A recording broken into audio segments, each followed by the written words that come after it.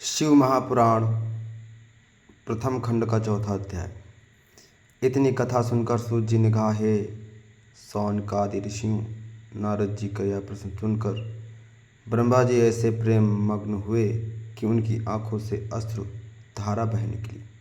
उन्हें तन मन स्त्री पुत्र घर द्वार आदि किसी का भी कुछ ध्यान न रहा। बहुत देर बाद जब वे प्रकृतिस्थ हुए तब शिव शिव कहते तथा शिव जी का ध्यान करते हुए हंसकर बोले, हे नारद, तुम्हें बहुत बहुत धन्यवाद है।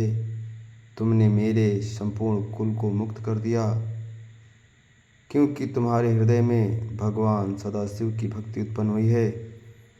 इस प्रकार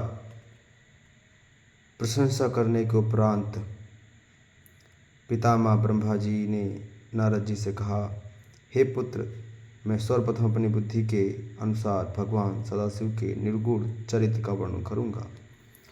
तदुपरांत उनकी सगुण महिमा कहूँगा। तुम्हें यह जान लेना चाहिए कि जिस समय सृष्टि का कहीं चिन्ह भी न था, उस समय भगवान सदाशिव ही निर्गुण रूप से सर्वत्र व्याप्त सच्चिदानंद स्वरूप एकमात्र पर ब्रह्म थे। वे भगवान सदाशिव सत्य एवं परमात्मा नंद रूप हैं। वे मन तथा वचन के स्वामी हैं और नाम रूप से हीन हैं। वे किसी के वशीभूत ना तो देखने में आते हैं और ना कोई उनका आदि अंत ही जानता है। वे किसी के वशीभूत ना होकर संपूर्ण सृष्टि के स्वामी बने हुए हैं। वे ही मनुष्यों के कर्मों के साक्षी हैं तथा सर्वव्यापक होते हुए भी सबसे भिन्न रहते हैं। हे नारद, उन शिव जी की स्तुति करने में सहस्त्र फणधारी शेषनाग भी हार गए हैं। योगी लोग उनका भजन करते हैं, परंतु उनके आदि और अंत को नहीं जान पाते। वे निर्गुण स्वरूप वाले प्रभु बिना कान के ही सब कुछ सुन सकते हैं, बिना आँख के ही सब कुछ देख सकते हैं, बिना नाक के ही संपूर्ण सुगंधियों को सूंघ लेते हैं, बिना मुख के ही संपूर्ण पदार्थों का भोजन करते हैं, बिना जीव के ही संपूर्ण विद्या को पढ़ते हैं। जिन स्वामी की ऐसी विचित्र महिमा है, उनकी स्तुति भला किस प्रकार की जा सकती है। हे नारद, ऐसे निर्गुण स्वरूप भगवान सदाशिव ने जब अपने मन में यह इच्छा की हम एक से अनेक हो जाएं, उस समय वे सगुण रूप हो गए। उनके निर्गुण एवं सगुण रूप में कोई अंतर नहीं है। उन्होंने ही विष्णु और ब्रह्मा को उत्पन्न किया है। वे ही संपूर्ण प्राणियों में प्रतिष्ठित विराट स्वरूप हैं।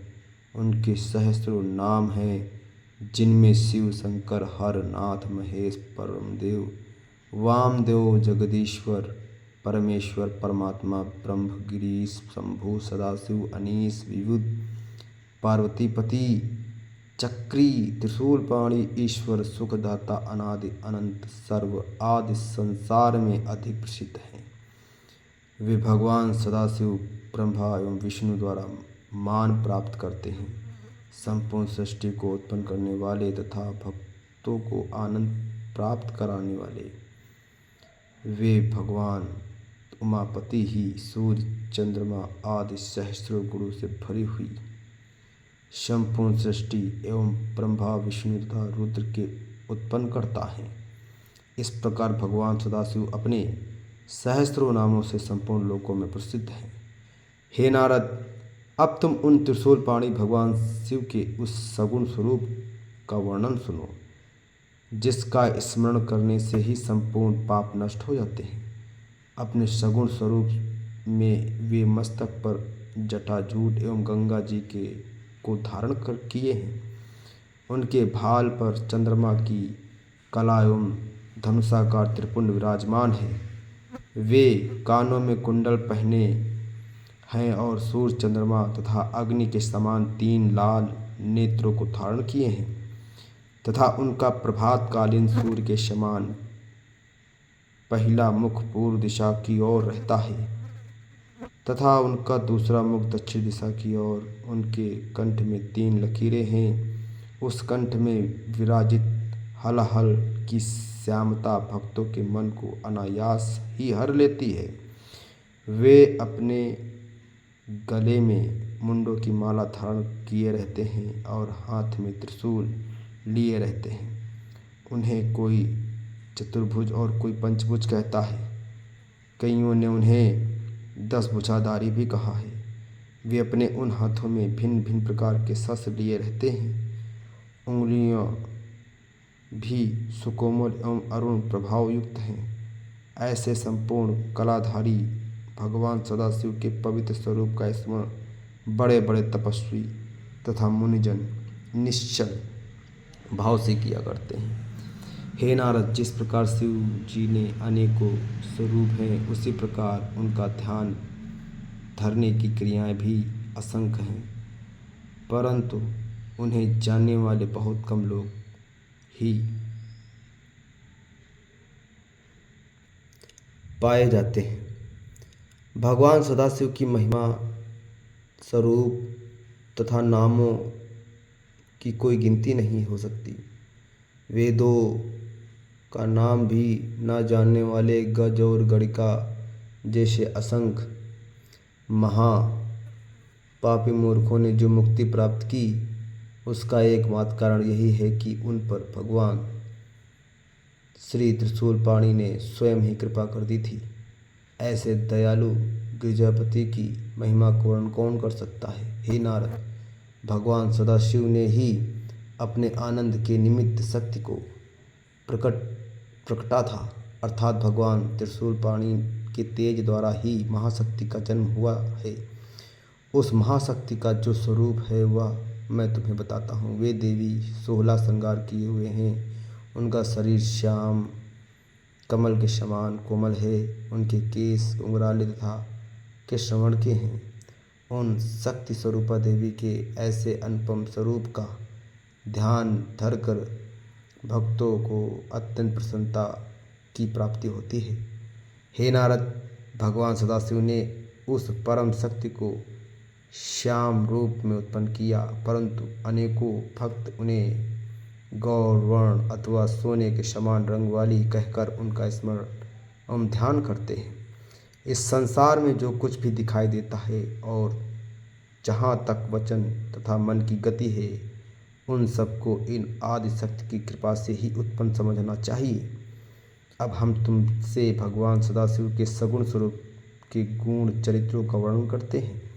हे नारद, भगवान सदाशिव को परम ब्रह्म एवं भगवती उमा को परम शक्ति समझना चाहिए। सर्वप्रथम भगवान सदाशिव ने उमा नाम धारणी उस परम शक्ति के साथ विहार करने के निमित्त एक लोक की रचना की, जिसमें दुख, चिंता, शोक, दरिद्र का कोई स्थान नहीं है। वह लोक अत्यंत रमणीक, परम विचित्र एवं मनोहर है। उस स्थान को भगवान सदाशिव किसी भी समय नहीं छोड़ते, इसलिए वह अविमुक्त कहा जाता है। वह स्थान सृष्टि के संपूर्ण जीवों को आनंद देने वाला होने के कारण आनंदवन के नाम से भी प्रसिद्ध है। वह स्थान सिद्ध रूप, तेज रूप तथा अद्वितीय होने के कारण काशी भी कहलाता है। उस नगर में भगवान सदाशिव ने अपनी इच्छा से एक ऐसे भवन का निर्माण किया जो अनेकों प्रकार के रत्नों से अलंकृत है, जिसमें मोतियों की झालरें लटका करती हैं और जहाँ छत्र, विमान आदि असीमित संख्या में रखे हुए हैं। उस लोक अथवा नगर में कल्प वृक्ष के समान शिला पापूर्ण करने वाले सहस्त्रों वृक्ष विद्यमान हैं। उस भवन को भगवान सदाशिव ने अपनी आदिशक्ति सहित सुशोभित किया है। उन्होंने परम शक्ति को संबोधित करते हुए कहा, हे प्रिय, यह लोक अत्यंत उत्तम, परम पवित्र एवं प्रसन्नता प्रदान करने वाला है। अतः यह मुझे तथा तुझे अत्यंत प्रिय है। यहाँ किसी भी प्रकार के दुख का कभी प्रवेश न हो सकेगा। जो मनुष्य यहाँ पहुँच जाएगा वह नरक के दुखों से मुक्त हो जाएगा। हम इस काशी की जो प्रशंसा करते हैं सो कोई आश्चर्य की बात नहीं है, क्योंकि इसकी स्तुति का वर्णन करने में वेद भी असमर्थ है। इतना कहकर भगवान सदाशिव भगवती उमा के साथ वहाँ विहार करने लगे। जब उनके हृदय में यह इच्छा उत्पन्न हुई कि हम कोई रचनात्मक कार्य करें, उस समय उन्होंने भगवती उमा से इस प्रकार कहा, हे प्रिय, अब हम कोई ऐसा काम करना चाहते हैं जिससे हम दोनों को प्रसन्नता प्राप्ति हो। बोलिए शंकर भगवान की जय।